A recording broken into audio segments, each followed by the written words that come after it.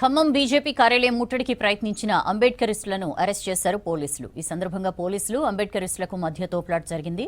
అంబేద్కర్ పై కేంద్ర హోంమంత్రి అమిత్ షా కామెంట్స్ పై నిరసన తెలిపారు అంబేద్కరిస్టులు. అమిత్ షా క్షమాపణలు చెప్పాలని డిమాండ్ చేశారు. పోలీసులు చాలా ప్రతిపక్షం వహిస్తున్నారు. దళితుల పట్ల చాలా వారి యొక్క ప్రవర్తన చాలా ఇబ్బందికరంగా ఉంది.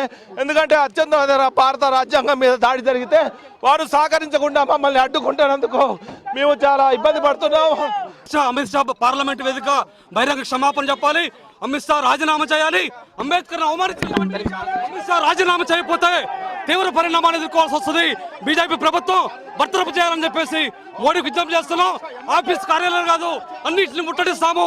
ఈ ఆందోళన ఉధృతం చేస్తాము. అమిత్ షా డౌన్ రాజీనామా చేయాలని చెప్పేసి ఈ సందర్భంగా డిమాండ్ చేస్తా ఉన్నాం. అమిత్ షా అంబేద్కర్ని తిట్టడం వల్ల చాలా దురదృష్టమైన విషయం.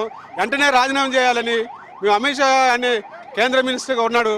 అయినా కూడా అంబేద్కర్ అంత గొప్ప వ్యక్తి, ఆయన్ని అనవసరంగా మాటలు దాటం తప్పని మాలమాల నుంచి డిమాండ్ చేస్తున్నాను. పార్లమెంట్లో ఏదైతే కేంద్ర మంత్రి అమిత్ షా అంబేద్కర్ గారిపై అనుచిత వ్యాఖ్యలు, అంబేద్కర్ గారిని ఎందుకు పూజిస్తున్నారు, అంబేద్కర్ గారి కంటే దేవుణ్ణి పూజిస్తే మీకు పుణ్యం వస్తుందనే వ్యాఖ్యలను మేము తీవ్రంగా ఖండిస్తున్నాం.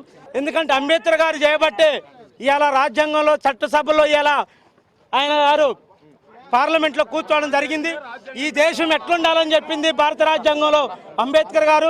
పార్లమెంట్ వ్యవస్థ ఎలా ఉండాలని చెప్పింది అంబేద్కర్ గారు. ప్రతి ఒక్కరికి హక్కులు కల్పించింది అంబేద్కర్ గారు. కాబట్టి అంబేద్కర్ గారిని మనం పూజించినప్పుడే మనకి విలువలు దక్కుతాయి. కాబట్టి ఈ భారత రాజ్యాంగాన్ని వీళ్ళు ఏదైతే కూలదోయాలని చూస్తారో బీజేపీ ప్రభుత్వాన్ని మేము అడ్డుకుంటాం. ఎక్కడికక్కడ